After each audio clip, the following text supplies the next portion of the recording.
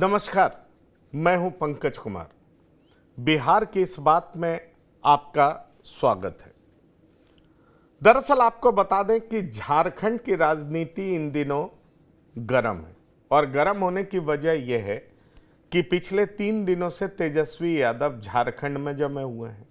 अभी अभी खबर आ रही है कि तेजस्वी यादव और हेमंत सोरेन की मुलाकात हो गई और जो मनोज झा कह रहे थे कि उन्हें 3-4 सीट ऑफर किया जा रहा है, दरअसल अब खबर बाहर निकल करके ये आ रही है कि 2019 में जो आरजेडी की स्थिति थी वही स्थिति बरकरार रहेगी, लेकिन सीट अनाउंसमेंट होना बाकी है। सवाल ये उठता है कि 70 सीटों का बंटवारा आरजेडी और कांग्रेस ने कर लिया, लेकिन उसमें माफ करिएगा जेएमएम और कांग्रेस ने कर लिया, लेकिन उसमें आरजेडी से कोई पूछताछ नहीं की गई। कहा यह जा रहा है कि 2020 के विधानसभा चुनाव में जिस तरीके से आरजेडी ने जेएमएम को सिरे से खारिज कर दिया था बिहार के विधानसभा चुनाव में, उसी तरीके से जेएमएम ने भी आरजेडी को गंभीरता से नहीं लिया है। लेकिन चूंकि तेजस्वी यादव झारखंड में 3 दिनों से मौजूद थे, आज उनकी हेमंत सोरेन से मुलाकात हुई है। आरजेडी की तरफ से 20 से 22 सीटों पर लड़ने का दावा किया जा रहा है, लेकिन सवाल ये उठता है कि कितनी सीटें आरजेडी को मिलेंगी। इस बारे में हम चर्चा करेंगे, क्योंकि अभी भी महागठबंधन के भीतर सीट शेयरिंग को लेकर के माहौल बहुत गर्म बताया जा रहा है। कई तरह के कन्फ्यूजन्स हैं और इस कन्फ्यूजन को दूर करने का प्रयास किया जा रहा है। और कन्फ्यूजन किस तरह है, उस बात को आप मनोज झा के बयान से समझ सकते हैं। ऐसे में बड़ा सवाल उठता है कि क्या तेजस्वी यादव और हेमंत सोरेन की मुलाकात ने पूरे मसले को सुलटा दिया है। आइए इस बात को समझने का प्रयास करते हैं, आपको पूरी जमीनी हकीकत बताने का प्रयास करते हैं। लेकिन आइए पहले आपको सुनाते हैं एक बाइट, उसके बाद हम शुरू करेंगे चर्चा। भारतीय जनता दल की जो ताकत है उसको कोई नज़रअंदाज नहीं कर सकता है और श्री हेमंत सोरेन जी को मुख्यमंत्री बनना है। इंडिया गठबंधन झारखंड में सरकार बनाएगी तो राष्ट्रीय जनता दल का जो उचित सम्मान है वो सबको पता है कि वो मिलना चाहिए और तभी हम इंडिया गठबंधन का जो मकसद है वो मकसद में कामयाब होंगे। क्योंकि हर क्षेत्र में, चाहे 14 में हो चाहे 19 में हो, भले हम 1 सीट जीते, 14 में नहीं सीट जीत पाए, लेकिन जो 2 नंबर पर सेकंड स्थान पर हमारे प्रत्याशी रहे, जो वोटों का प्रतिशत है वो भी किसी से ज़्यादा है। इसलिए राष्ट्रीय जनता दल बीजेपी के खिलाफ लड़ने वाली सबसे बड़ी ताकत है, पार्टी है। हमारे नेता आदरणीय लालू प्रसाद जी, श्री तेजस्वी यादव जी ने बीजेपी का पुरजोर तरीके से विरोध किया है और ये जो आज इंडिया गठबंधन शक्ल में है, ये आदरणीय लालू प्रसाद जी सबसे बड़े आर्किटेक्ट हैं इसके। तेजस्वी यादव जी की अहम भूमिका है। इसलिए झारखंड में हमें पूरा उम्मीद और भरोसा है कि ये जो भी मामला है, जो भी मांग आरजेडी की तरफ से रखी गई है, उसे जल्द पूरा हो जाएगा। और वह अगर सम्मानजनक समझौता नहीं होता है तो फिर जो सब लोगों को पता है कि राष्ट्रीय जनता दल की क्या ताकत है झारखंड में।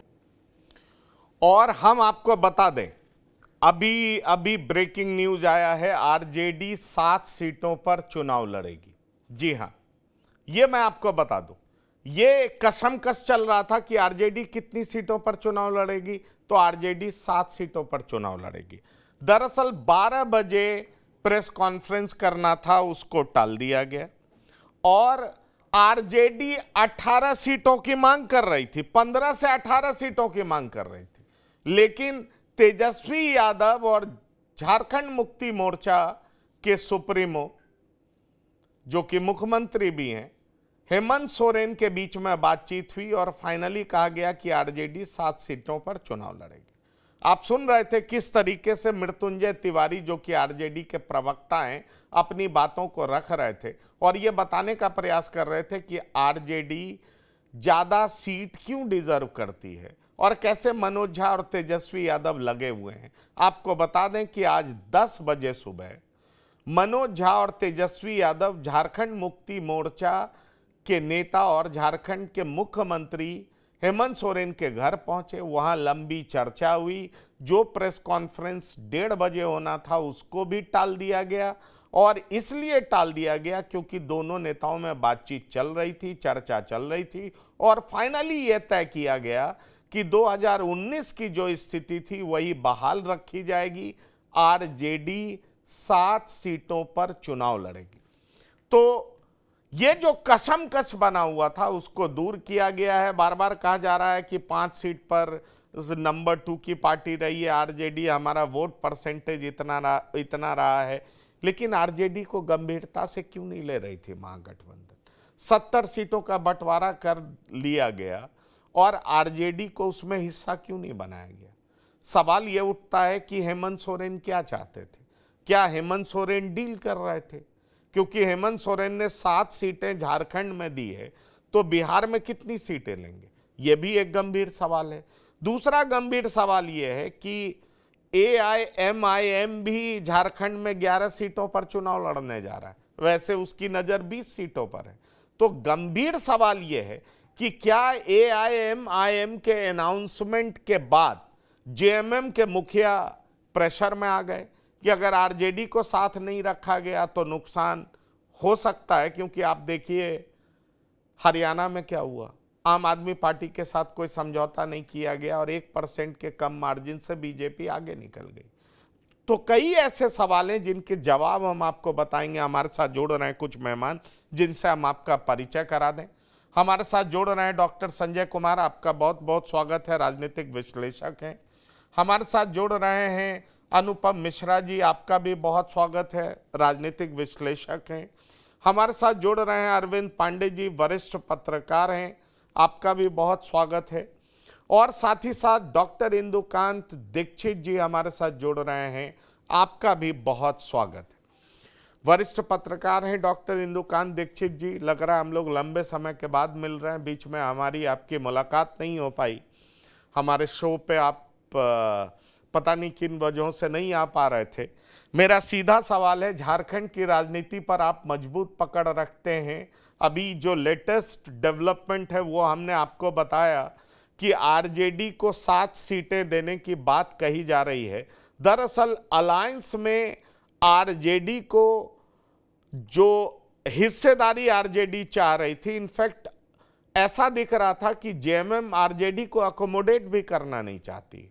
आप समझिए 3 दिनों से तेजस्वी यादव झारखंड में बैठे हुए हैं, मनोज झा बैठे हुए हैं। मनोज झा का स्टेटमेंट जिस तरह से बाहर आया उसका मतलब बहुत साफ है कि मनोज झा संतुष्ट नहीं थे। ऐसे में लास्ट टाइम में एक एफर्ट्स लगाया गया, एक एफर्ट लगा और उसके बाद ये बात हुई कि 7 सीटें आरजेडी को दे दो। आप इसको किस तरीके से देख रहे हैं? दरअसल पर्दे के पीछे क्या कुछ हुआ है? जी नमस्कार पंकज जी। हमसे सवाल है ना? जी जी। देखिए, वास्तव में कई बार हेमंत सोरेन कहते रहे हैं, और जो पिछले 2 विधानसभा चुनाव यहाँ पे आपके बिहार में हुए उस दौरान हेमंत जी ने साफ साफ कहा था कि हमें भी पार्टनर बनाइए, हम मिलकर लड़ना चाहते हैं बिहार में। और आपको पता है कि बिहार में आरजेडी ने और उनके अलायंस पार्टनर्स ने हेमंत को कोई तवज्जो नहीं दी थी। और उस समय फिर हेमंत ने बड़े दुख के साथ कहा था, बड़े दर्द के साथ, कि जब झारखंड में आप हमारे साथ मिलकर चुनाव लड़ते हैं तो हमारी बारी भी आएगी। मैं इसको इस नजरिए से देखता हूं पंकज जी कि शायद एक तो आरजेडी का जितना महत्व आरजेडी बताने की कोशिश कर रही है झारखंड में, उतना वाकई नहीं है। और पिछली बार तो सिर्फ एक विधायक चुन करके आए थे यहाँ पे आरजेडी के, और उनको भी मंत्री पद दिया गया था, कैबिनेट में लिया गया था। तो वास्तव में तो हेमंत सोरेन ने या झारखंड मुक्ति मोर्चा और कांग्रेस की जो अलायंस थी यहाँ पे, उन्होंने उनको बड़ा दिल कर करके, जितनी उनका महत्व था, जितनी उनकी जीत थी, जितना उनका शेयर था जीत में, उससे ज्यादा बढ़कर करके उनको अपने दिल में और अपने कैबिनेट में जगह दी थी। अब देखिए, जब अलायंस की राजनीति चलती है तो आप देख सकते हो उत्तर प्रदेश में क्या हो रहा है, आप देख सकते हैं महाराष्ट्र में क्या हो रहा है, आपने देखा कैसे जम्मू कश्मीर में हुआ, हरियाणा में आपने देखा कि किस तरह से उन इंडिया अलायंस के जितने लोग थे वो अपनी अपनी तवज्जो चाहते थे, अपने अपने लिए सीटें चाहते थे, लेकिन कांग्रेस ने उनको दुत्कार दिया लगभग। तो उसका परिणाम भी आपने देखा, थोड़े थोड़े मतों के अंतर से क्या स्थिति बनी, सत्ता में आने से रह गए। तो देखिए, किसी को भी मैं मानता हूँ, आपको इसका सबसे बड़ा एग्जाम्पल मिलेगा 2019 के जो विधानसभा चुनाव हुए थे यहाँ झारखंड में, उसमें उस समय माननीय रघुवर दास जी सिटिंग मुख्यमंत्री थे भाजपा की तरफ से, हमारे बहुत अच्छे मित्र हैं। और हम लोगों ने भी कहा था, उसके पहले माननीय अमित शाह आए थे लगभग 1 वर्ष पूर्व, उस दौरान कुछ सिलेक्टेड लोगों से बात हुई थी, उस समय भी हम लोगों ने कहा था कि देखिए, आपके पार्टी के इनसाइड ही जो टॉप लीडरशिप है, जिसमें मैं नाम भी ले सकता हूँ, माननीय अर्जुन मुंडा जी, रघुवर दास जी और बाकी और लोग भी जो हैं, उनमें आपस में पावर टसल चल रहा है।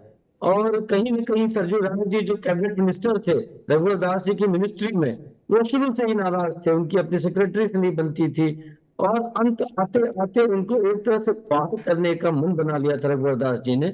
और चूंकि पिछली बार विधानसभा चुनाव में उनको लगभग फ्री हैंड दिया था केंद्रीय नेतृत्व ने, नरेंद्र मोदी जी ने और अमित शाह जी ने, तो इस कारण से आपने देखा कि रघुवर दास जी की ही चली लगभग सारी सीटों के टिकटों के बंटवारे में।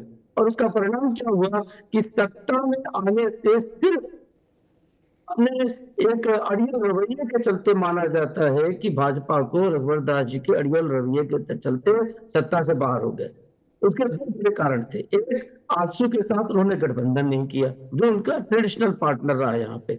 और दूसरा, स्वयं अपने कैबिनेट मिनिस्टर सरयू राय से उनके झगड़े हो गए, और सरयू राय जमशेदपुर पश्चिम की सीट जो वो जीतते रहे छोड़ करके जमशेदपुर पूर्व में आगे सबक सिखाने के लिए रघुवर दास जी को, और सिटिंग मुख्यमंत्री जिन्होंने मैं व्यक्तिगत तौर पे जानता हूं कि तमाम काम किए थे और रात दिन लग करके काम करते थे, और सचमुच में मजदूर नेता थे, तो मजदूर की तरह मुख्यमंत्री के रूप में भी काम करते थे। आप समझिए 17-17, 18-18 घंटे उनके सेक्रेटरी, उनके अधिकारी परेशान रहते थे नहीं, कि कितने वो देर तक। बिल्कुल वो काम करते थे, लेकिन क्या होता है कि पार्टी एक डिवाइडेड हाउस टाइप दिखने लगा था। सवाल ये उठता है कि सरयू राय जिस तरीके से बात कर रहे थे, तो लग रहा था कि किसी विपक्ष की जरूरत नहीं है। उस मुद्दे पर भी हम आएंगे दीक्षित जी। बड़ा सवाल ये है कि पिछली बार कांग्रेस और जेएमएम 74 सीटों पर लड़ी थी, और अभी अभी जो खबर आ रही है उसके मुताबिक 7 सीट पर आरजेडी लड़ेगी, 4 सीट पर लेफ्ट की पार्टियां लड़ेंगी, और 70 सीट आरजेडी और कांग्रेस के बीच में बटेगा। अरविंद पांडे जी, अब बड़ा सवाल यह उठ रहा है कि क्या कांग्रेस की सीटें भी कम हो सकती है क्या? क्योंकि जेएमएम और कांग्रेस पिछली बार 74 सीटों पर ये लोग चुनाव लड़े थे। इस बार जो है वो सीटें कम कांग्रेस की हो सकती है क्या? क्यों मैं इस कॉन्टेक्स्ट में पूछ रहा हूं, क्योंकि हरियाणा में चुनाव हारने के बाद बहुत जगह से कांग्रेस के खिलाफ सुर उठने लगे हैं। कहा जा रहा है कि इंडिया ब्लॉक को जिस तरीके से कांग्रेस लीड कर रही थी, अब इंडिया ब्लॉक उतना मजबूती से जुड़ा हुआ दिखाई नहीं पड़ रहा है। तो झारखंड में चल क्या रहा है, जरा इस बारे में बताएं आप। देखिए पंकज जी, एक बात तो स्पष्ट है, जो आपने कहा कि कांग्रेस की सीटें कम होंगी या नहीं, तो इसकी तो अब लगभग गारंटी हो गई है, जब आप बता रहे हैं कि आरजेडी को 7 सीटें मिलेंगी। 7 सीटें पिछली दफा भी आरजेडी को मिली थी। कांग्रेस 31 और जेएमएम 41 सीटों पर पिछली दफा चुनाव लड़ा था। मतलब आप 74 बता रहे हैं, मेरे हिसाब से 72 हो रहा है। ठीक है, तो जो भी हो। और दूसरी बात यह है कि इस बार लेफ्ट पार्टीज को एकोमोडेट करना है। तो दो चीजें हैं, एक तो है कि 7 की 7 सीटें अगर आरजेडी को देनी है, लेफ्ट को भी एकोमोडेट करना है, तो किसी को तो सेक्रीफाइस करना होगा। जेएमएम सेक्रीफाइस के मूड में नहीं है, और आप मान के चलें कि वो अभी जो 70 कंबाइंड उन्होंने प्रेस कॉन्फ्रेंस करके बताया है कि जेएमएम और कांग्रेस 70 सीटों पर एक साथ लड़ेंगे, तो उसमें आप मान के चलिए कि जो 41 सीटें थी जेएमएम की, उससे ज्यादा भले हो सकता है, कम तो जेएमएम कम सीटों पर तो नहीं लड़ेगी, नहीं मानेगी, ये तय है। और जब जाहिर है कि आरजेडी को भी 7 सीटें देनी है, लेफ्ट को भी एकोमोडेट करना है, तो सेक्रीफाइस कांग्रेस को ही करना होगा। और इसकी वजह भी है, कांग्रेस यहाँ अगर मतलब कि मेरे शब्दों पर मेरे राजनीतिक मित्रों को ऐतराज नहीं हो, तो एक बैसाखी के सहारे, या आप कह सकते हैं कि एक परजीवी मतलब कि राजनीति करने वाली पार्टी की तरह जो है यहाँ काम कर रही है। कांग्रेस अपने बूते पर उसने तो ऐसी कोशिश करके देखी है और मुंह की भी खाई है। तो यही है कि कांग्रेस का वजूद तभी है जब उससे जेएमएम का भी, लेफ्ट का भी और दूसरी जो आरजेडी जैसी पार्टियां हैं उनका सपोर्ट हासिल होगा, तभी कांग्रेस बेहतर प्रदर्शन कर पाएगी। इस बार जो राजनीतिक समीक्षक हैं वो जो बता रहे हैं, अगर एनडीए वर्सेस इंडिया गठबंधन को देखा जाए तो जो कमजोर कड़ी है इंडिया गठबंधन की तरफ से, इंडिया ब्लॉक की तरफ से, तो वो एक्चुअली कांग्रेस ही है। तो जाहिर है कि कांग्रेस को तो कॉम्प्रोमाइज करना ही पड़ेगा। नहीं, आप और बड़ी ये बात कह रहे हैं, मेरे आप ख्याल से बड़ी बात कह रहे हैं। जी, और दरअसल मैं चाहूंगा अनुपम मिश्रा जी आए। अनुपम जी, जी। एक बड़ा सवाल उठा था कि कांग्रेस को जहां डायरेक्ट भिड़ना होता है बीजेपी से, वहां कांग्रेस हार जाती है, जीत नहीं पाती है, और जीती हुई बाजी हार जाती है। और बहुत ज्यादा ओवर कॉन्फिडेंस में नहीं रहना चाहिए, ये आपको पता है, शिवसेना उद्धव की पार्टी से बोला गया, आप इस बात को जानते हैं। कई तरफ से ये आवाज उठने लगी। अब ऐसे में बड़ा सवाल ये उठता है कि अगर पिछले बार की तुलना में इस बार कांग्रेस को कम सीटें जेएमएम देती है, जिसका कि खुलासा हो ही जाएगा, तो सवाल ये उठता है कि कांग्रेस को कम सीटें जेएमएम क्यों देगी? अरविंद पांडे जी तो कह रहे हैं बैसाखी के सहारे झारखंड में राजनीति कर रही है, तो कांग्रेस की बैसाखी जो है वो जेएमएम है। जेएमएम को लगता है कि 7 सीट दे दो आरजेडी को, 4 लेफ्ट को दे दो, और 70 में हम और कांग्रेस लड़ेंगे। पिछली बार अगर 72 सीट पे लड़ी थी जेएमएम और कांग्रेस, तो इस बार 70 सीट पे लड़ने का साफ मतलब है कि सीट अगर कम होगी तो कांग्रेस की ही होगी। तो कांग्रेस को कम सीटें आवंटित करने के पीछे आप क्या मकसद और मतलब देख रहे हैं? इसका मतलब क्या आप देख पा रहे हैं कि जेएमएम अब कांग्रेस को सीरियस प्लेयर के तौर पर नहीं ले रही है, जैसा अरविंद पांडे कह रहे हैं कि कमजोर कड़ी के रूप में कांग्रेस को ही देखा जा रहा है? पंकज भाई, पहली बात तो पिछली बार जेएमएम और कांग्रेस मिलकर 74 सीटों पे लड़े थे। इस बार 4 सीटें माइनस जा रही हैं और माना जा रहा है कि कांग्रेस 31 की जगह 29 सीट की बात अभी मैं देख रहा हूँ मीडिया में आ रही कि 2 सीटें कांग्रेस छोड़ेगी। बहरहाल जो बात मेरी समझ में नहीं आ रही कि पिछली बार जो ये लेफ्ट मोर्चा था, इसमें 47 सीटों पे चुनाव लड़ा था, और जो सीपीआई एमएल है, इसने ये इकलौता मोर्चे का इकलौता भागीदार था जिसने 1 सीट जीती थी। बाकी कोई नहीं, ना सीपीआई जीता, ना सीपीएम जीता, और ना ये उनका जो मार्क्सवादी कोऑर्डिनेशन कमेटी है वो नहीं जीती। सिर्फ सीपीआई एमएल 1 सीट जीती। सीपीआई एमएल अभी जब अगले इन्होंने तेजस्वी यादव ने अपनी सूची जारी की तो उसमें 1 सीट सीपीआई एमएल की दिखाई थी, 6 सीट वो मांग रहे हैं।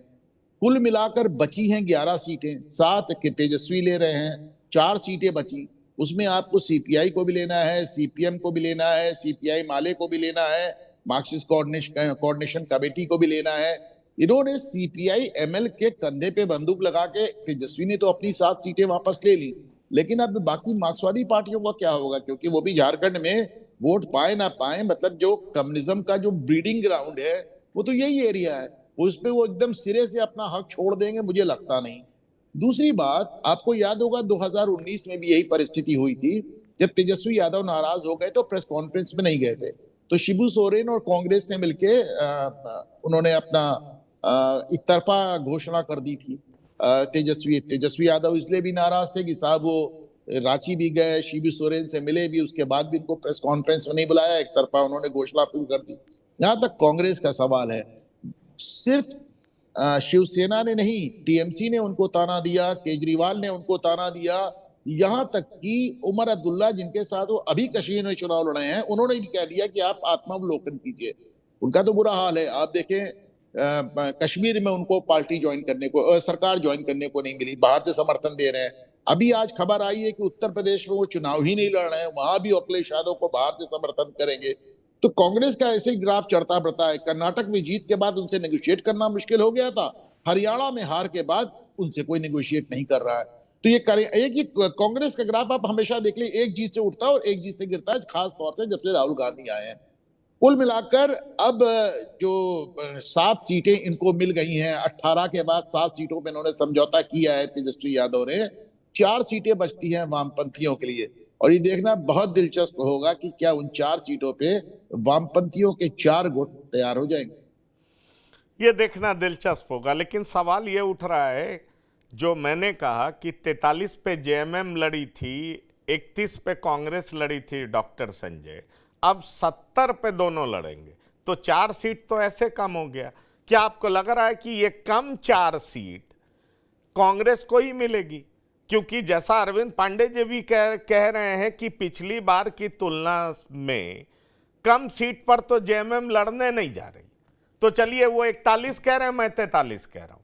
अब सवाल ये उठता है, जो भी हो एग्जैक्ट फिगर जो भी हो, सवाल ये उठता है कि अगर कांग्रेस को कम सीटों पर चुनाव लड़ने दिया जाता है इंडिया ब्लॉक के तरफ से, तो इसका क्या साफ मतलब देखा जाए कि हरियाणा और कश्मीर में जो कांग्रेस की स्थिति हुई है उसका असर है ये? क्योंकि 99 सीट लोकसभा जीत लेने के बाद तो कांग्रेस ऐसे गठबंधन में दिखाई पड़ रही थी जैसे कांग्रेस लेड अलायंस है, लेकिन जैसे ही विधानसभा चुनाव में कांग्रेस की हार होती है, चारों तरफ से आवाज उठने लगती है कि आत्मविश्वास, ओवर कॉन्फिडेंस में रहना छोड़े कांग्रेस, बीजेपी से लड़ना सीखे कांग्रेस, अगर कांग्रेस सेक्रीफाइस करेगी तभी बीजेपी को हरा पाएगी, तरह तरह की बातें सामने आ रही। ऐसे में क्या आपको लगता है कि कांग्रेस के ऊपर झारखंड में भी दबाव होगा? जो हेमंत सोरेन ऑफर करेंगे कांग्रेस को मानना पड़ेगा, और संयोग से जो वहां के इंचार्ज हैं वो भी गुलाम अहमद मीर, जो मैं नाम ये सही से याद कर पा रहा हूं,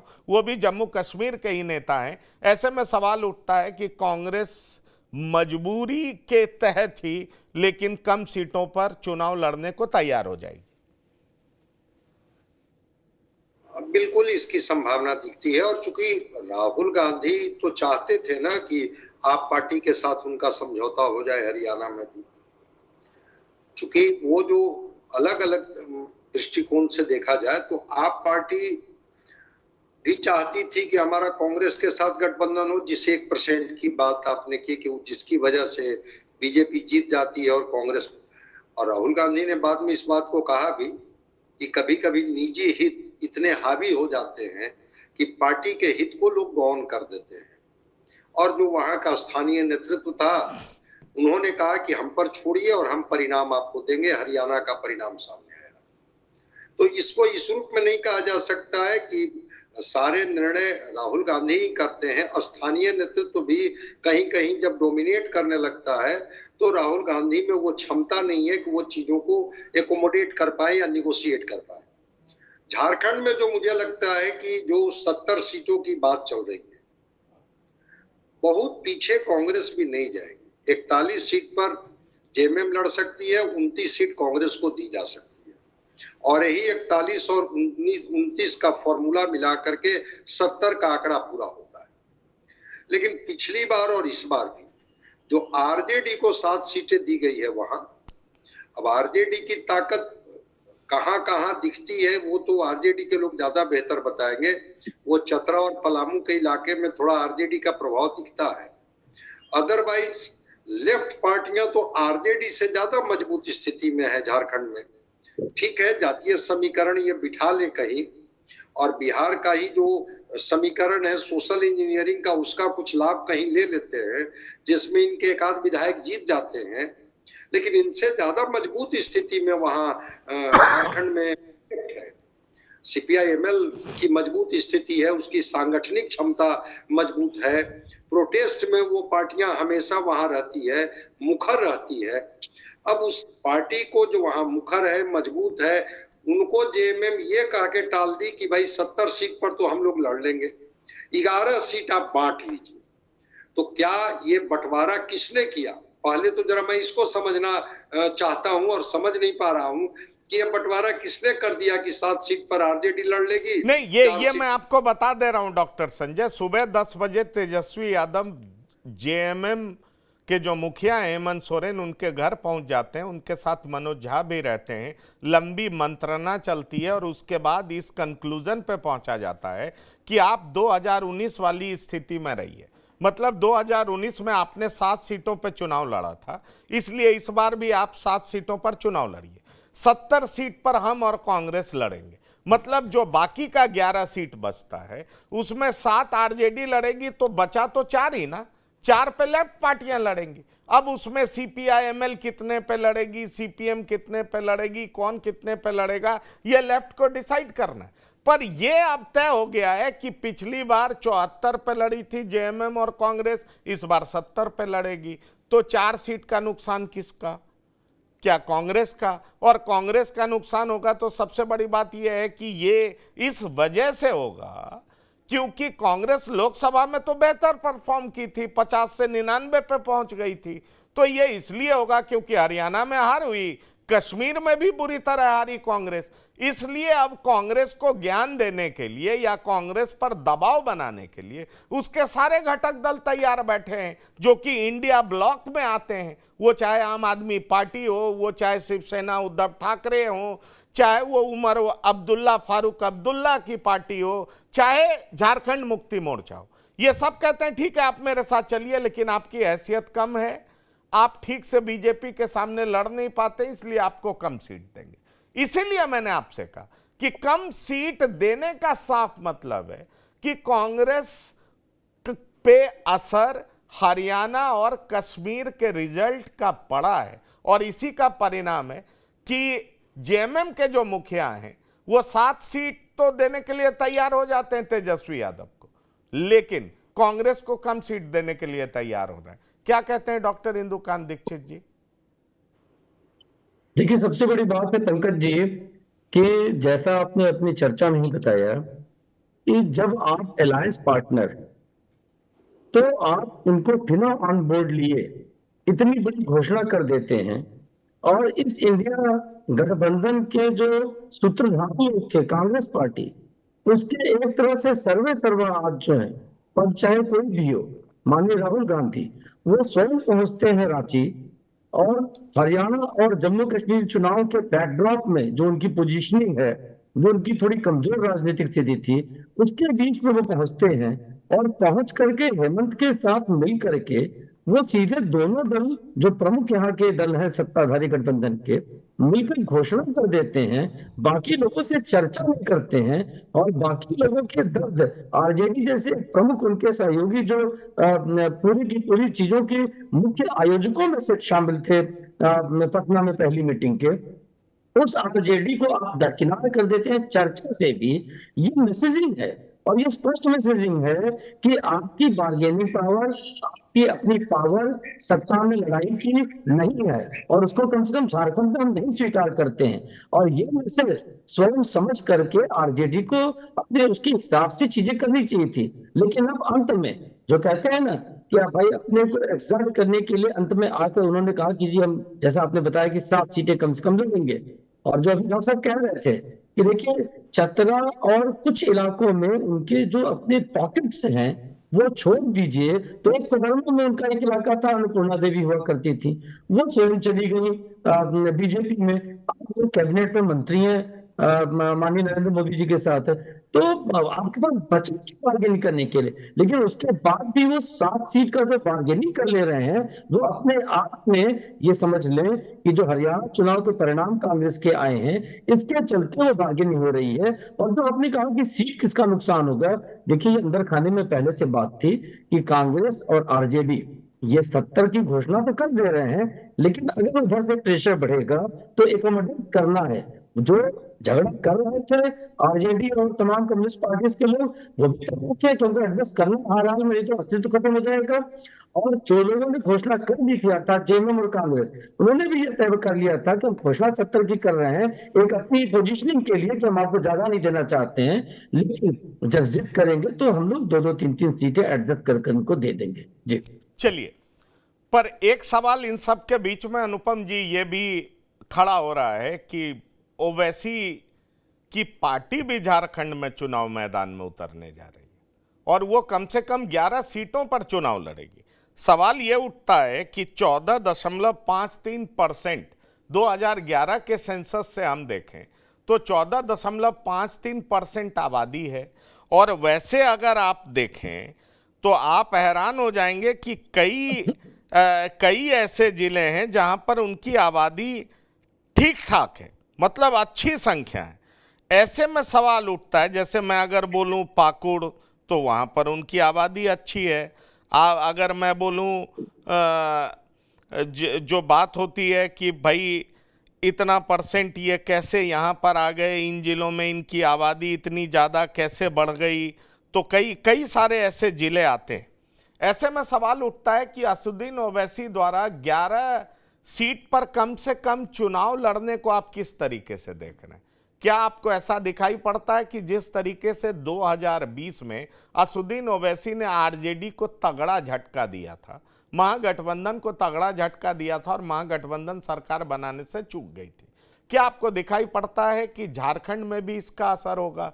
क्योंकि हमें इस बैकड्रॉप में भी देखना चाहिए कि यही असदुद्दीन ओवैसी की पार्टी वेस्ट बंगाल में जब चुनावी मैदान में उतरी तो कुछ खास नहीं कर पाई थी विधानसभा चुनाव में, आपको याद होगा।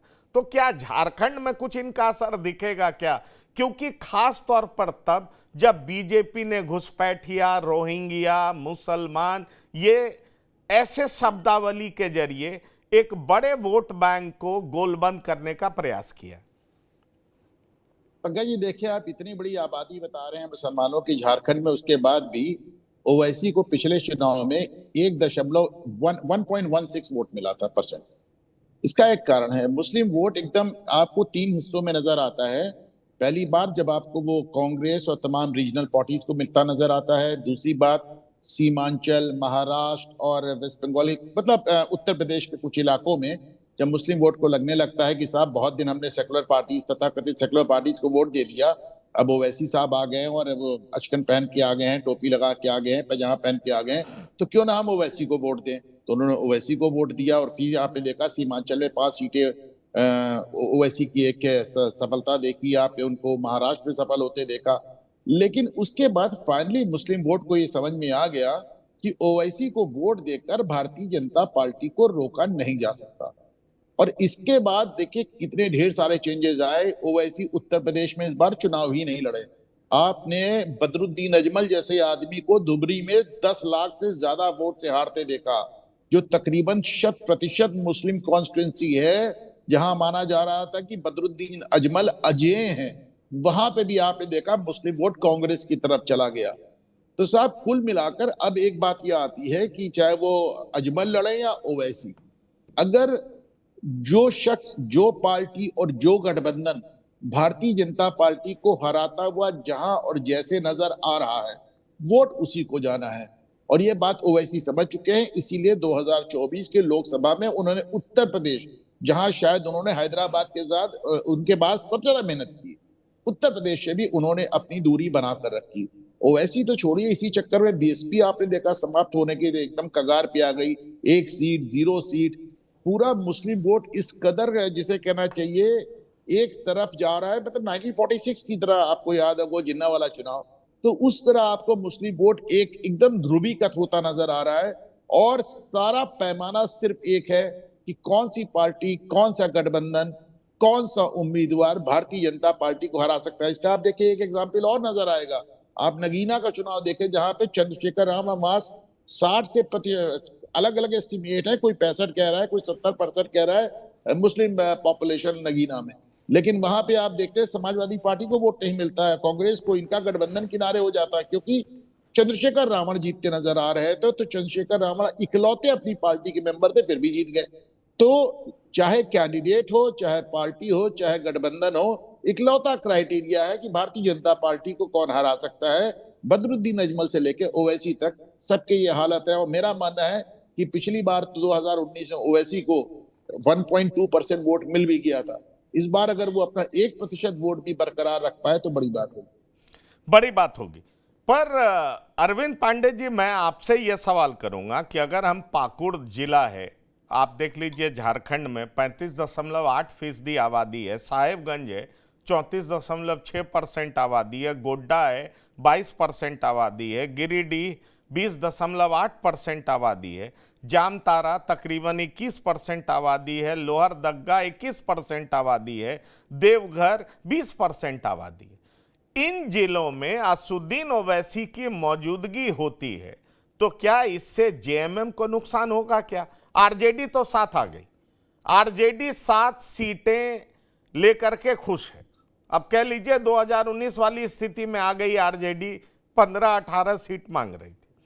ऐसे में बड़ा सवाल उठता है कि क्या असदुद्दीन ओवैसी की मजबूत उपस्थिति चुनाव के बाद हम झारखंड में देख पाएंगे, खास तौर पर तब जब इन 6-7 जिलों में मुसलमान की आबादी कहीं 35, 36, 2 जिले में 36, गोड्डा गिरिडीह में 21, जामताड़ा लोहरदगा में भी 21, देवघर में भी 21, मतलब ये 4, 5, 6 जिले ऐसे हैं जहां 20% से ज्यादा आबादी। काफी हद तक तो जवाब आपने खुद ही दे दिया है इस मसले का, और भाई साहब ये बता रहे थे। ध्रुवीकरण जो आपने कहा कि बांग्लादेशी घुसपैठियों के सवाल पर बांग्लादेशी घुसपैठियों को उठाकर अगर भारतीय जनता पार्टी ने खड़ा किया है, तो ये ध्रुवीकरण दोनों तरफ होगा, और जब दोनों तरफ होगा तो जाहिर है कि इससे मतलब जो माइनॉरिटी वोट है उसका डेविएशन मिनिमम हो जाएगा। और जैसा कि अभी भाई साहब बता रहे थे, इंडिया ब्लॉक के किसी भी पार्टी को इसका फायदा हो जाए, लेकिन इसमें असदुद्दीन ओवैसी जो है बहुत लाभ ले सकेंगे, इसकी संभावनाएं कम है। और बल्कि मैं तो यहां तक कहूंगा कि असदुद्दीन ओवैसी अगर झारखंड आते हैं, उनकी सभाओं में हो सकता है आपको अच्छी भीड़ भी दिखे और बहुत ओजस्वी भाषण दे के यहाँ जाए, भीड़ भाड़ दिखे, उत्साह दिखे, सारा कुछ दिखे, लेकिन इसका लाभ आप मान के चलें कि कतई आखिरी समय में कतई ओवैसी साहब की पार्टी को नहीं मिलेगा। बल्कि ये माहौल भी जो बनाएंगे, ये कहीं ना कहीं उत्प्रेरक की भूमिका निभाकर वो इंडिया ब्लॉक को ही फायदा पहुंचाएगा। तो ओवैसी साहब के लिए यहाँ अभी फिलहाल कम से कम, खासतौर पर इस पोलराइजेशन के बाद अगर कुछ बहुत ज्यादा बचता है, ऐसी उम्मीद करना ये सही नहीं होगा। जहां तक आरजेडी की आप बात कर रहे थे, तो 2019 के लोकसभा चुनाव में ही, जैसा कि भाई इंदु कांत दीक्षित जी ने बताया, अन्नपूर्णा जी, गिरिनाथ सिंह, जनार्दन पासवान, ये तमाम जो बड़े चेहरे थे, अगर संजय सिंह यादव, संजय कुमार यादव और कुछ और लोगों को छोड़ दिया जाए तो लगभग आप कहिए कि पूरा आरजेडी का कैंप खाली हो गया था। पूरा समझिए कि वो एक तरह से पूरा उनके पास बहुत कुछ बचा नहीं था। लेकिन इसके बावजूद आपको ये मानना होगा कि जेएमएम, जिस तरह से अभी आपने कहा अल्पसंख्यक ध्रुवीकरण के मामले में, तो उसी तरह से जेएमएम की और झारखंड नामधारी पार्टियों का जो एक स्लोगन होता है, एजेंडा होता है, बाहरी भीतरी और इन तमाम चीजों का, वो कहीं न कहीं आप मान के चलिए कि आरजेडी जैसी पार्टियों को लाभ पहुंचाता है। पिछला इलेक्शन जो तिवारी जी ने कहा या झा साहब बोल रहे थे आरजेडी की तरफ से, उसमें उसको आप सिरे से खारिज नहीं कर सकते। कोडरमा केवल 1776 वोट से आरजेडी हारा, गोड्डा 4531 वोट से, देवघर 2857 वोट से। तब मतलब आप समझ लीजिए कि कई विधानसभा क्षेत्र ऐसे रहे जहां आंकड़ा जो है वो 5000 वोटों से कम का था। और जाहिर है, और जब ये तब था जब मतलब कि अलायंस था, इसके बावजूद बाकी जगहों पर जो दूसरी पार्टियों का प्रदर्शन था, इवन मैं जेएमएम के बारे में भी कह सकता हूं, जेएमएम इससे ज्यादा सीटें रही हैं, जहां वो तीसरे, चौथे, पांचवें नंबर पर रही हैं। लेकिन आरजेडी 7 सीटों पर ही लड़ी है, लेकिन जहां जहां लड़ी है उसकी उपस्थिति दमदार रही है। हुसैनाबाद और कुछ और ये पलामू, अगर जो है छतरपुर ज्यादा अंतर रहा, चतरा ज्यादा अंतर रहा, इन 2 सीटों पर अंतर ज्यादा रहा, 20,000 से ज्यादा रहा। तो आरजेडी को एकदम से खाली एक स्लीपर सेल की तरह, वो जो एक पोलराइजेशन होता है बाहरी भीतरी और इन सवालों पर, पर एक बात जो बीजेपी बड़े धड़ल्ले से उठा रही है, लव जिहाद, लैंड जिहाद, संथाल परगना को फोकस में रख करके ये सारी बातें की जा रही है डॉक्टर संजय। और कहा यह जा रहा है, कई स्टैटिस्टिक्स सामने रखा जा रहा है, उसमें कहा जा रहा है कि वहां तो मुसलमानों की आबादी 25 लाख से ज्यादा नहीं है 2011 सेंसस के मुताबिक। अब सवाल ये उठता है कि जिस आधार पर भी लव जिहाद, लैंड जिहाद के मुद्दे को गरमाया जा रहा हो, और इसकी एक बड़ी वजह यह भी है कि संथाल परगना में बीजेपी की स्थिति अच्छी नहीं रही थी पिछले चुनाव में, ये सबको मालूम है। लेकिन सवाल ये उठता है कि मुस्लिम आबादी जहां भी ज्यादा है, असदुद्दीन ओवैसी मुस्लिम कैंडिडेट ही उतारेंगे, और अगर 2000-4000 वोट भी ये काटते हैं तो आपको नहीं लगता कि ये इंडिया ब्लॉक के संदर्भ में देखा जाए तो उनके लिए बहुत बड़ा झटका होगा ये? स्वाभाविक है, लेकिन सबसे पहले वहां के डेमोग्राफी पर बात कर लें। डेमोग्राफी चेंज हुआ है। झारखंड के कई जिले हैं जिनका कि 11 में अभी तो होने दीजिए ना, सेंसस समझ में आ जाएगी बात की क्या उनका ये है, लेकिन डेमोग्राफी को लेकर के चेंजेज हैं। और विपक्ष के तौर पर अभी तो वहां भारतीय जनता पार्टी है, आवाज इसको लेकर के मुखर तौर पर उठाते रही है।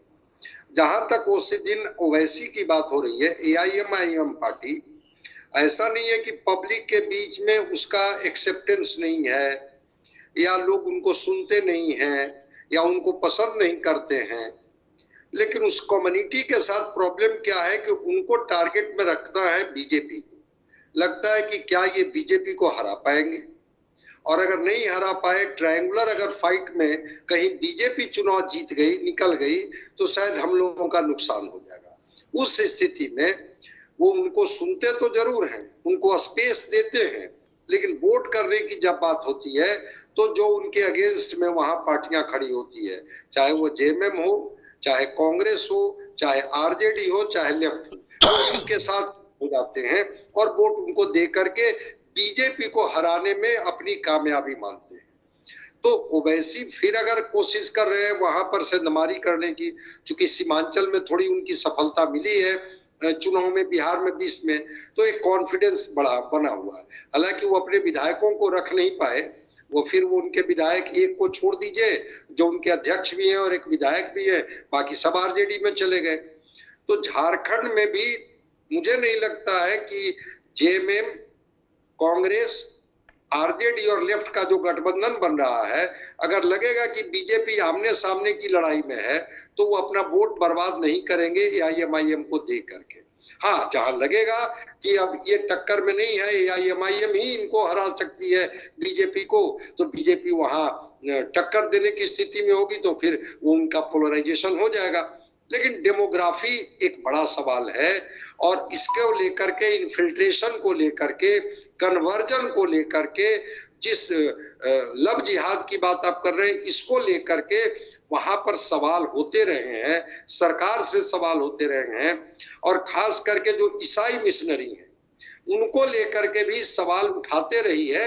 वो जो भाजपा का जो वनवासी सेवा केंद्र है वो मुखर होकर के इस तरह के सवालों को उठाते रही है, और सवाल तो खास करके वहां का जो मूलवासी, आदिवासी जो ट्राइबल पॉपुलेशन है, इनको लेकर है कि भाई आपकी डेमोग्राफी घटते जा रही है और इनकी बढ़ते जा रही है। चूंकि वोट बैंक में एक समीकरण उन दोनों का एक साथ होता है, वहां पर कोई स्वार्थ क्लैश नहीं हो रहा है, दोनों की पॉलिटिकल लाभ एक ही जगह दिखाई पड़ती है, इसलिए सरकार वहां पर चुप हो जाती है, मौन धारण कर लेती है।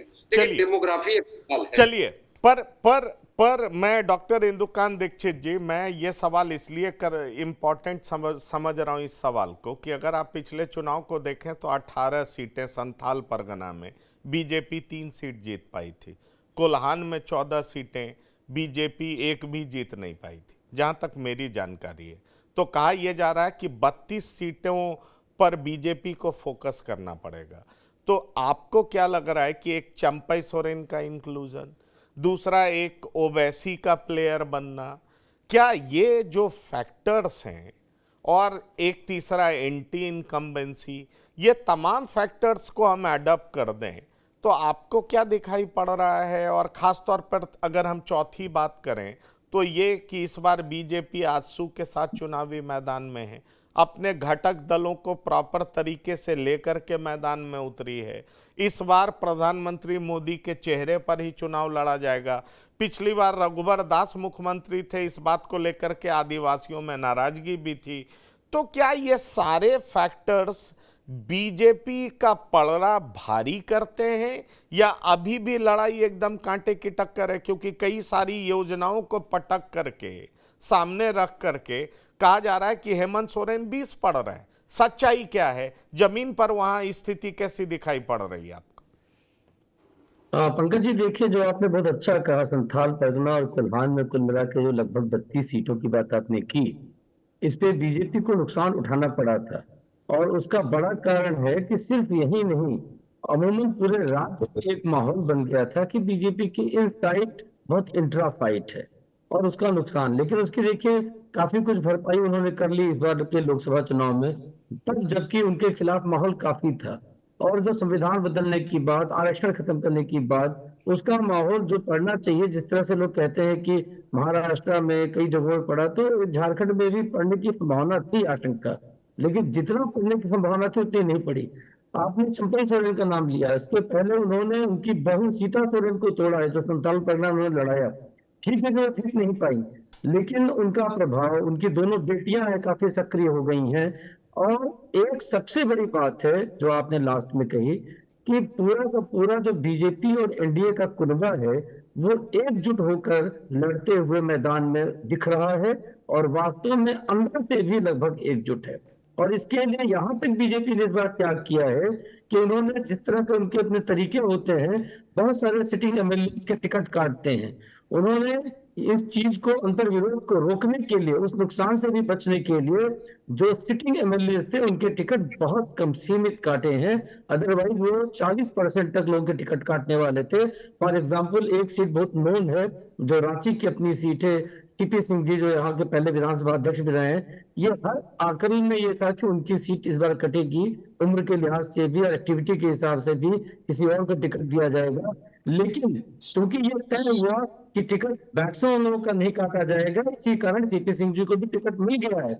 और दूसरी तरफ जो जेएमएम का कुनबा है, एक बहुत बड़ी चीज हुई है जो दिल्ली में भी लोगों ने बड़े पैमाने पर, मैं मानता हूं, मान लिया है कि अरविंद केजरीवाल चाहे कितने कट्टर ईमानदारी की बात करे, वो बेईमान और भ्रष्ट हैं।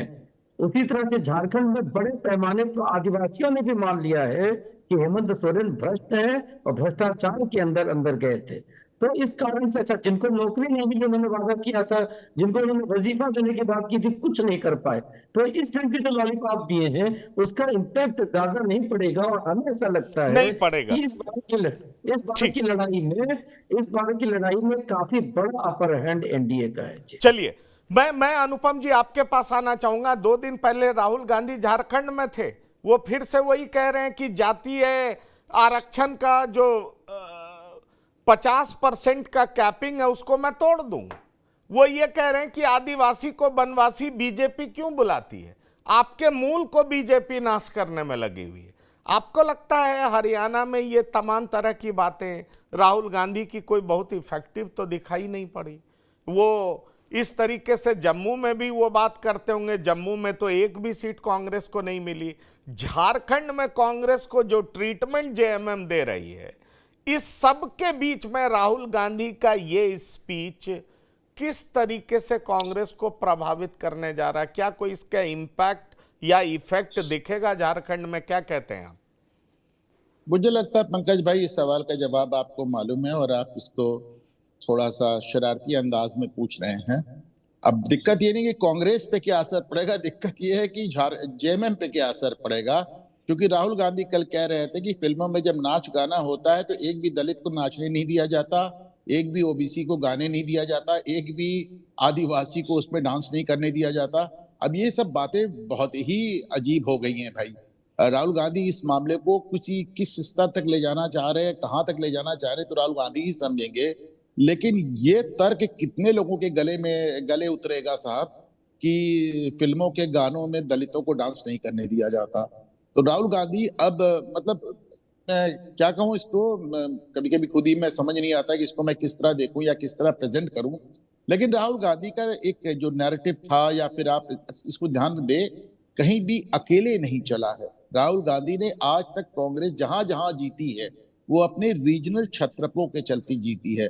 कर्नाटक वो डीके शिव कुमार के संगठन और सिद्धारमैया की वजह से जीती। पंजाब जीती थी तो कैप्टन अमरिंदर सिंह की वजह से जीती थी, वो अलग बात है, उन्होंने कैप्टन अमरिंदर को ही बाहर का रास्ता दिखा दिया।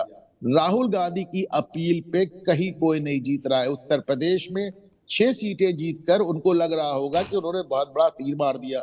और आप देखिए, उसके तुरंत बाद उपचुनाव होता है और हालात ये आ जाते हैं कि वो कह रहे हैं हम चुनाव ही नहीं लड़ेंगे। जम्मू कश्मीर में आप देख लीजिए, वो उनकी पिगी बैकिंग चल रही है, वहां पे सपा के साथ चल रहे हैं, वहां उमर अब्दुल्ला के साथ चल रहे हैं। कुल मिलाकर राहुल गांधी का एक बयान है कि भारतीय जनता पार्टी को कश्मीर में अब्दुल्ला हरा दे, दिल्ली में केजरीवाल हरा दे, उत्तर प्रदेश में अखिलेश हरा दे, बंगाल में ममता हरा दे, लालू हरा दे, बिहार में लालू और राहुल गांधी प्रधानमंत्री बन जाए। मुझे नहीं लगता ये तर्क अब उनके गठबंधन साथियों को पसंद आ रहा है या उनके गले उतर रहा है। पंकज, डॉक्टर संजय, ये सवाल मैं आपसे भी लेना चाहूंगा। लोकसभा चुनाव के बाद कांग्रेस का ग्राफ बढ़ा, ऐसा कांग्रेसी नेता बोलना शुरू कर दिए थे, ऐसा माहौल बनाना शुरू कर दिए थे, लेकिन 2 राज्यों में करारी हार के बाद क्या आप देख पा रहे हैं कि इसका असर झारखंड में भी दिखाई पड़ेगा? और दूसरा सवाल मैं आपसे करना चाहूंगा कि ओवैसी पहुंचेंगे झारखंड और एक तरफ राहुल गांधी भी पहुंचे हुए हैं झारखंड, क्या आपको लगता है कि ओवैसी की मौजूदगी भी हेमंत सोरेन को अच्छा खासा नुकसान पहुंचा सकती है? मुझे नहीं लगता है। देखिए, राहुल गांधी जी का ग्राफ तो गिरा है, इस सच्चाई को स्वीकार करने में क्या दिक्कत है? जिसको कहते हैं ना कि जीती हुई बाजी हार जाना, हरियाणा में तो वही दिखा। जम्मू कश्मीर में ये परफॉर्म नहीं कर पाए। और सोचिए कि पार्टी का बड़ा नेता, राष्ट्रीय स्तर पर निर्णय लेने वाला नेता ये कहता हो कि भाई कभी कभी निजी हित आड़े आ जाता है और पार्टी वहां पर बिल्कुल आत्मसमर्पण के भाव में आ जाती है। निजी हित किनका था भाई? अब भूपेंद्र हुड्डा का निजी हित था, आपने कोई निर्णय क्यों नहीं लिया, कोई कोऑर्डिनेशन क्यों नहीं बनाया? झारखंड में भी निश्चित रूप से हरियाणा के चुनाव का इम्पैक्ट होगा, इस सच्चाई को स्वीकार करनी। अरविंद पांडे जी, मैं आपके पास आना चाहूंगा। आपने कमजोर कड़ी कांग्रेस को बता दिया, जबकि सेकंड नंबर की पार्टी है इंडिया गठबंधन की। मतलब आप जेएमएम के बाद कम सीट पर अगर 41-43 जितने पे भी जेएमएम लड़े, उसके बाद की संख्या कांग्रेस को ही दी जाएगी। फिर आप अगर कांग्रेस को ही कमजोर कड़ी बताते हैं तो इसका मतलब फिर तो इंडिया गठबंधन के लिए हालात बहुत खराब हो जाएंगे झारखंड में। क्या कहते हैं आप कांग्रेस को कमजोर कड़ी क्यों कह रहे हैं? क्योंकि राहुल गांधी आपको कमजोर दिखाई पड़ रहा है, या जातीय या जनगणना का दाव हिट नहीं होने जा रहा है? बिल्कुल, देखिए मैं अभी कह रहा हूँ और चुनाव के नतीजे जब आए हैं तो अगर संभव हो तो मुझे याद कर लीजिएगा। मैं आपको बता रहा हूँ कि जो मैंने शुरुआत में कहा वही एंटी इनकम्बेंसी। एक तो जो नेशनल सिनेरियो है हरियाणा और जम्मू कश्मीर या दूसरी बातें आप बता रहे हैं वो तो अपनी जगह पर हैं ही और उसका इम्पैक्ट भी झारखंड में है। लेकिन मैं आपको बताऊं कि यहाँ एंटी इनकम्बेंसी जो है वो अगर उसका बंटवारा किया जाए जेएमएम और कांग्रेस के बीच में तो जेएमएम की तुलना में कांग्रेस के हिस्से में ये एंटी इनकम्बेंसी ज्यादा है। उनके मंत्रियों ने लोगों को ज्यादा निराश किया। सांगठनिक तौर पर पिछले 5 साल में इन्हें सत्ता मिल गई, जेएमएम के साथ ये सत्ता में आ गए। सांगठनिक तौर पर पिछले 5 साल में कोई काम नहीं हुआ है, जबकि भारतीय जनता पार्टी, जैसा कि हमारे लगभग सभी साथियों ने कहा, लगातार काम करती रही। और इतने आपने तो कहा परफेक्ट तरीके से, प्रॉपर तरीके से आपने कहा कि इन्होंने गठबंधन का मसला सुलझाया। मैं कहूंगा कि इन्होंने शानदार तरीके से निपटाया है। कहीं भी कल आजसू के लोगों की तरफ से या जो लोजपा के लोगों की तरफ से कहीं भी एक बयान, कहीं आप सिंगल परसों के बाद से आप नहीं दिखा सकते हैं जिन्होंने गठबंधन के बारे में या जो कुछ भी बीजेपी के इक्का दुक्का जो तीसरे चौथे पांचवें पायदान के नेता हैं जिनको टिकट नहीं मिला है वो जहां तहां बयान दे रहे हो अलग बात है। अदरवाइज पार्टी के भीतर और गठबंधन के भीतर कहीं भी कोई मुखर स्वर नहीं दिखाई दे रहा है नाराजगी का। ये बीजेपी का मैनेजमेंट है। दूसरी तरफ कांग्रेस का जो मैनेजमेंट है वो आप देख रहे हैं कि लगातार ग्रास रूट से लेकर अभी तक जो इनके पास जो महकमे रहे, मंत्रालय जो रहे कांग्रेस के पास, उनमें जो परफॉर्मेंस रहा कांग्रेस में शीर्ष स्तर पर, प्रदेश स्तर पर, प्रदेश के शीर्ष स्तर पर जो सिरफुटौल रही वो डे 1 से 2019 से जो शुरू हुई। तो मतलब आप कमजोर कड़ी वजह मान रहे हैं खराब परफॉर्मेंस और दूसरा प्रदेश इकाई में सिर्फ फुटौल। एक छोटा आंसर चाहूंगा जी, एक छोटा आंसर चाहूंगा इंदुकान दीक्षित जी। आरजेडी को इंक्लूड करने से क्या जेएमएम का गठबंधन, मतलब इंडिया गठबंधन मजबूत होता दिखाई पड़ रहा है आपको? जी बिल्कुल, विदाउट आरजेडी कहीं न कहीं वोटों का बंटवारा होता और जो उनका कुनबा है पूरे के एक साथ होने से उनको निश्चित तौर पे फायदा होगा और जैसा आपके साथियों ने कहा, एक बात कह के मैं बात खत्म कर सकता हूँ। देखिए, जम्मू कश्मीर में 36 सीटें लड़ कर कांग्रेस 6 सीट जीत पाई। अगर वो साथ में एनसी के नहीं होते तो शायद सिफर पर भी आते, क्योंकि उनको जम्मू रीजन की पार्टी माना जाता है बेसिकली, जहां उनका सुपड़ा साफ हो गया। और उसी के पार्टनर 53 सीटों पे लड़ करके नेशनल कॉन्फ्रेंस ने 43 सीटें जीती लगभग। तो ये बताता है कि जो हमारे साथी कह रहे थे, अनुपम जी और बाकी लोग भी, कि कांग्रेस बिल्कुल, आपने अपने एनालिसिस में भी कहा कि अपने सहयोगी क्षेत्रों के आधार पर चुनाव लड़ना जानती है। अगर इनमें से कोई भी छटक गया और कोई भी कट गया तो ऐसे ही वो एज पर हैं। अगर उनमें से आरजेडी हट जाए या कुछ जगहों पे कुछ पॉकेट्स में वामपंथी दल हट जाए तो बहुत बुरी स्थिति हो सकती है इस गठबंधन की। जी चलिए, तो अब ये देखना दिलचस्प होगा, आरजेडी को तो कांग्रेस जेएमएम ने मना लिया, 7 सीटें ऑफर कर दी, लेकिन बड़ा सवाल ये उठता है कि ओवैसी की मौजूदगी किस तरीके से आरजेडी को नुकसान पहुंचाती है। और जैसा कि हमारे पैनलिस्ट कह रहे थे कि कांग्रेस कमजोर कड़ी है, तो क्या झारखंड के चुनाव में कांग्रेस कमजोर कड़ी साबित होगी?